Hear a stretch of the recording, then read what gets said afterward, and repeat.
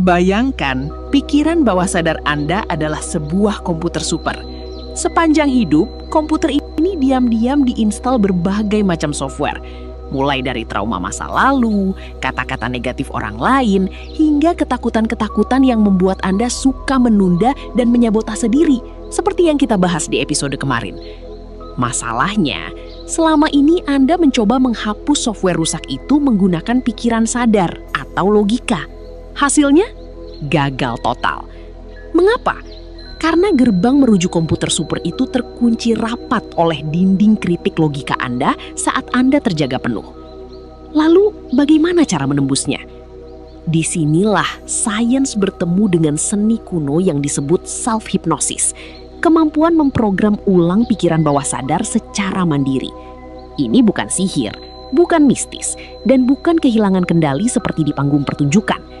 Ini adalah metode ilmiah untuk menurunkan gelombang otak Anda agar Anda bisa menjadi arsitek sejati bagi isi kepala Anda sendiri.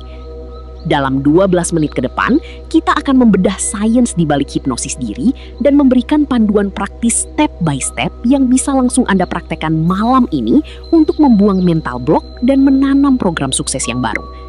Mari kita retas. Sebelum kita masuk ke caranya, kita harus tahu dulu hukum ilmiahnya. Sepanjang hari saat Anda bekerja, belajar, atau merasa stres, otak Anda beroperasi di gelombang beta, 12 sampai 30 Hz. Di fase ini, pikiran sadar Anda bertindak sebagai satpam yang sangat skeptis. Jika Anda mengucapkan afirmasi seperti, "Aku adalah orang sukses yang kaya raya," di gelombang beta, satpam ini akan langsung menolak dan berbisik, "Halah, bohong, dompetmu aja tipis." Itulah alasan kenapa afirmasi biasa seringkali tidak mempan. Agar pesan Anda bisa masuk tanpa ditolak oleh sang satpam, Anda harus menurunkan frekuensi otak ke gelombang alfa, 8 sampai 12 Hz, atau gelombang theta, 4 sampai 8 Hz. Di gelombang alfa dan theta, tubuh Anda sangat rileks, namun pikiran Anda sangat fokus dan reseptif. Dinding kritik pikiran sadar Anda sedang beristirahat. Pada momen sakral inilah, apapun sugesti, visualisasi, atau program baru yang Anda masukkan akan langsung diserap oleh pikiran bawah sadar sebagai sebuah realitas baru. Langkah pertama dalam self-hypnosis disebut dengan induksi. Ini adalah proses untuk menjinakkan tubuh fisik dan menenangkan pikiran agar gelombang otak mulai turun ke alfa. Caranya sangat sederhana dan bisa Anda lakukan di tempat yang tenang, idealnya sesaat sebelum tidur malam. Duduk atau berbaringlah dengan nyaman, tutup mata Anda, dan mulailah mengambil nafas dalam-dalam dari hidung, tahan sejenak, lalu hembuskan perlahan dari mulut.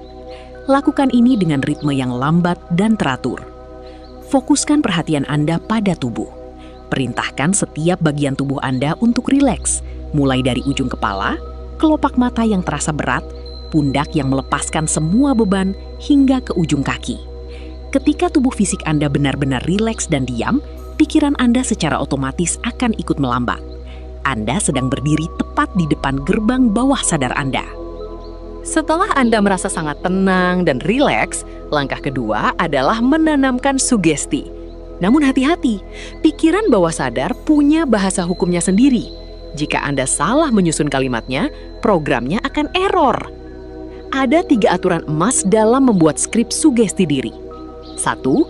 Gunakan kalimat saat ini atau present tense.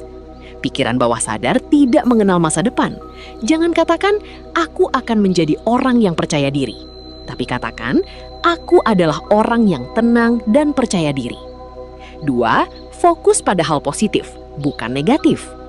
Pikiran bawah sadar tidak bisa memproses kata jangan atau tidak. Jika Anda berkata, "Aku tidak ingin malas lagi," pikiran bawah sadar justru menangkap kata malas. Ubah kalimatnya menjadi, "Aku sangat menikmati proses bertindak dengan cepat." 3. Libatkan emosi dan visualisasi. Pikiran bawah sadar merespons emosi dengan sangat kuat. Saat Anda mengucapkan sugesti tersebut di dalam hati, bayangkan situasinya secara nyata. Rasakan kelegaan, kebahagiaan, atau rasa bangga ketika tujuan Anda sudah tercapai. Visualisasi ditambah emosi adalah tombol enter untuk menginstal program baru tersebut. Langkah terakhir yang sangat luar biasa adalah membuat anchor atau jangkar emosi. Ini adalah cara mekanis untuk memanggil kembali kondisi tenang atau percaya diri tersebut di tengah situasi sehari-hari yang penuh stres secara instan. Saat Anda berada di puncak fase self-hypnosis, di mana Anda merasa sangat damai, percaya diri, dan kuat, satukanlah ibu jari dan jari telunjuk Anda selama beberapa detik sambil merasakan emosi positif itu memuncak. Anda sedang menautkan tindakan fisik, menyatukan jari, dengan kondisi mental. Percaya diri. Lakukan latihan ini secara konsisten selama 21 hari berturut-turut. Hasilnya, di kemudian hari, saat Anda hendak presentasi, negosiasi bisnis, atau mulai merasa cemas di gelombang beta, Anda cukup menyatukan kedua jari tersebut, menarik nafas dalam, dan pikiran bawah sadar Anda akan otomatis memicu kembali program ketenangan yang sudah Anda install sebelumnya. Mempersonalisasi dan meretas pikiran Anda sendiri adalah bentuk tertinggi dari mencintai diri sendiri. Anda tidak lagi membiarkan lingkungan luar mendikte nasib Anda, melainkan Anda yang menentukan bagaimana dalam diri Anda merespons dunia. Malam ini, sebelum Anda memejamkan mata, cobalah metode ini.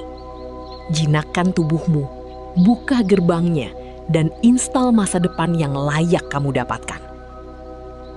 Di episode berikutnya, episode 4, kita akan membahas sesuatu yang tidak kalah mencengangkan, mind-body connection.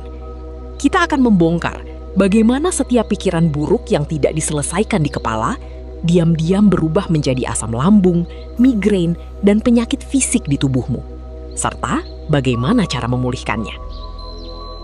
Jika video ini memberikan alat baru untuk hidup Anda, silahkan klik like, subscribe, dan bagikan video ini ke orang-orang terdekat Anda.